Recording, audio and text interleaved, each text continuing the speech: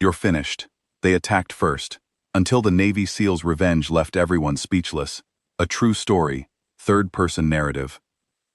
There are people in this world who mistake kindness for weakness, and every once in a while, those people pick the wrong target, and regret it for the rest of their lives.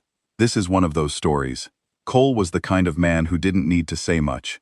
He moved through a room quietly, made eye contact when it mattered, and kept to himself the rest of the time.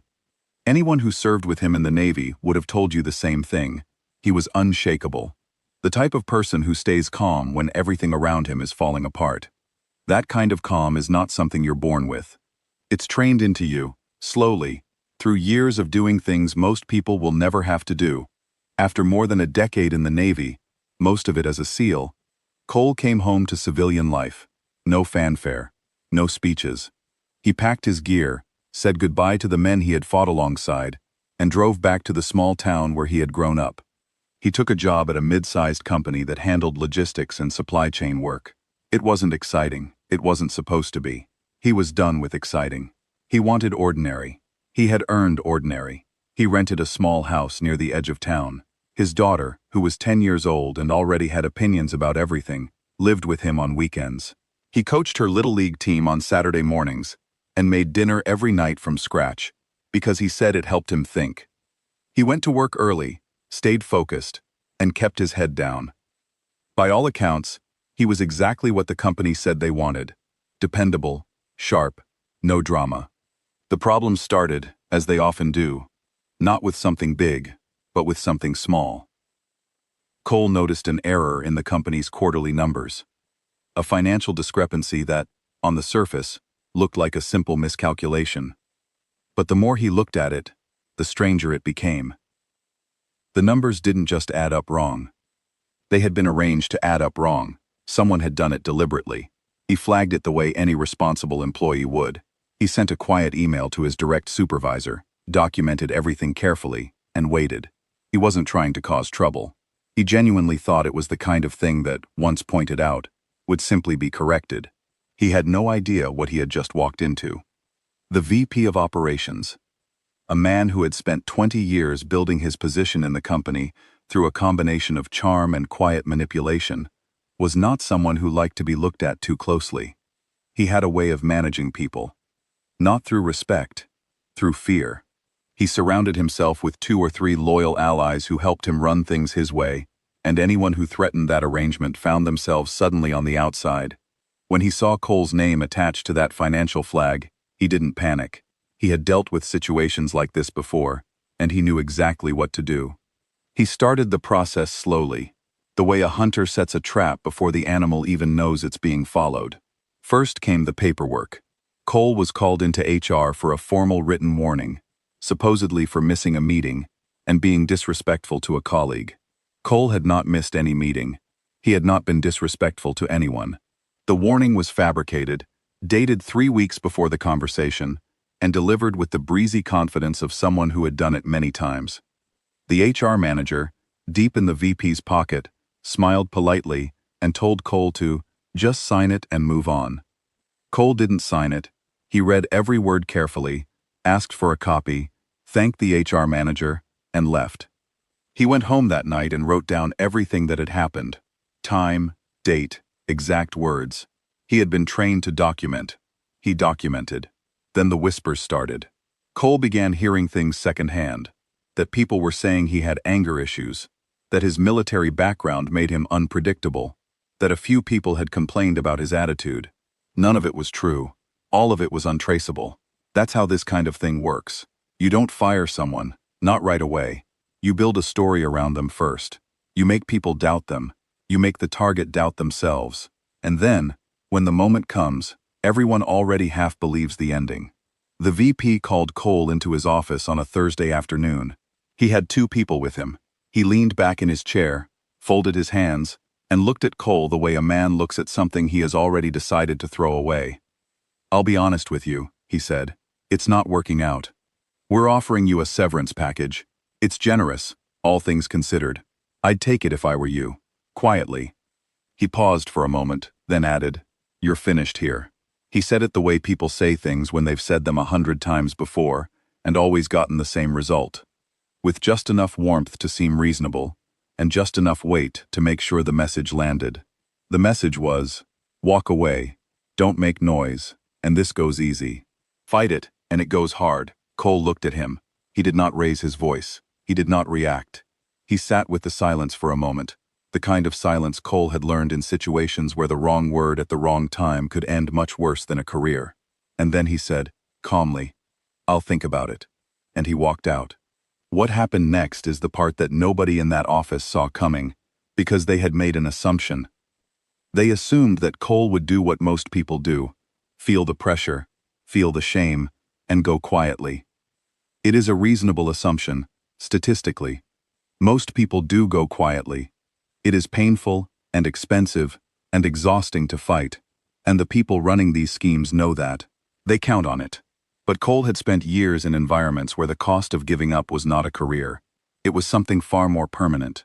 He had never learned to quit when things got hard. He had only ever learned to slow down, assess the situation, and find a way through. He contacted a lawyer that same evening, not a general practice attorney.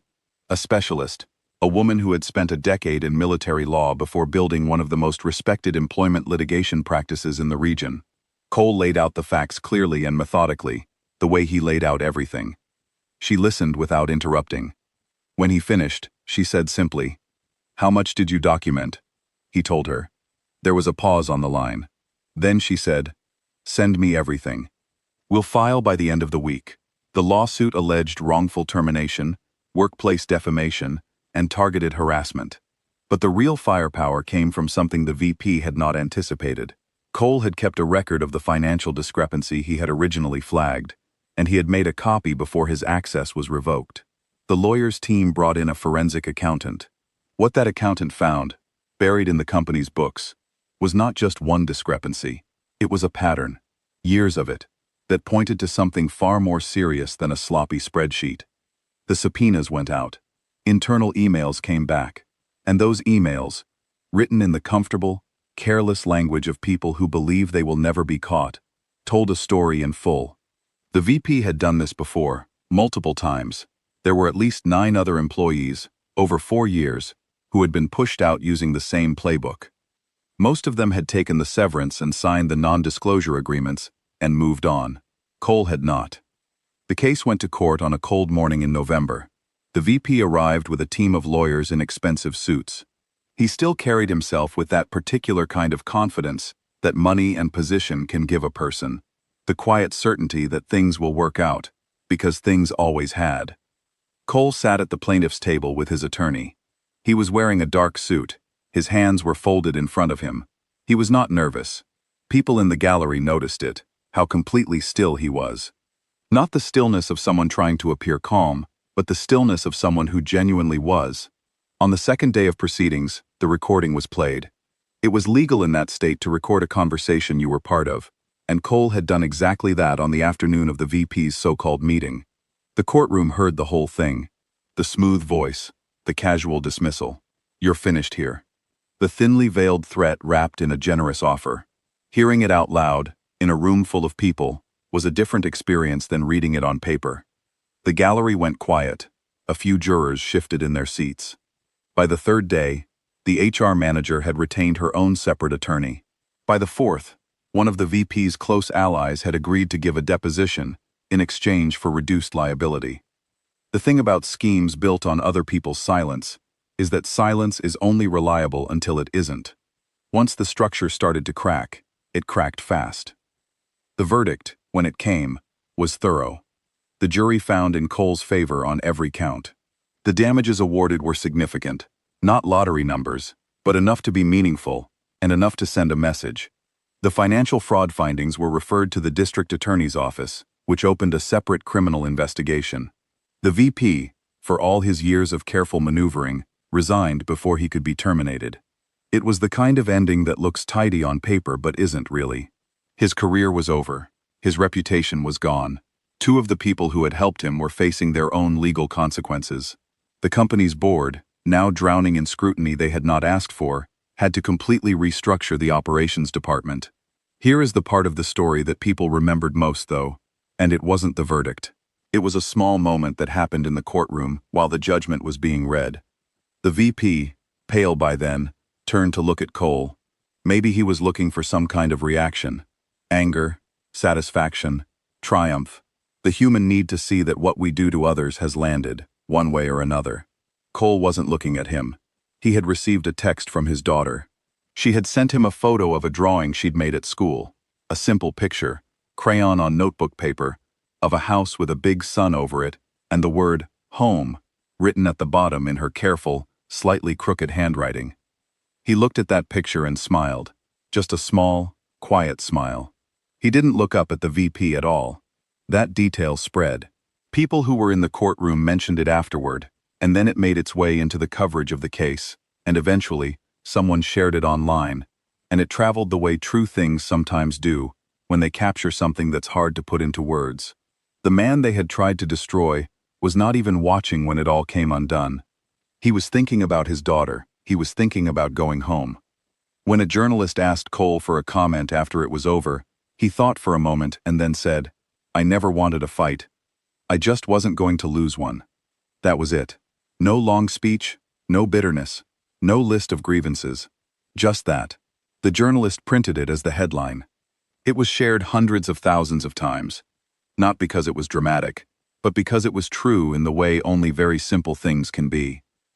There are people in this world who believe that the quietest person in the room is the safest target. They study who speaks up the least, who smiles the most, who seems the least likely to push back. And then they push. What they forget, what the VP forgot, what his allies forgot, is that quiet and harmless are not the same thing. Some people are quiet because they have nothing to say, and some people are quiet because they have learned, through real and serious experience, that words are expensive and should only be spent when they count. Cole was the second kind. He went back to work. He took a consulting role helping rebuild the department that had been built on fraud. He coached his daughter's Little League team the following spring. He made dinner from scratch on weeknights and let her pick the movie on Fridays.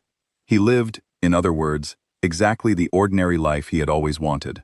The people who tried to take that from him are still dealing with the consequences of that decision. And Cole, steady, patient, unshakable Cole, is not thinking about them at all. Some lessons come cheap. Some lessons cost everything. The only difference, usually, is the person you choose to teach them to. End of story script. Drafted June 2026.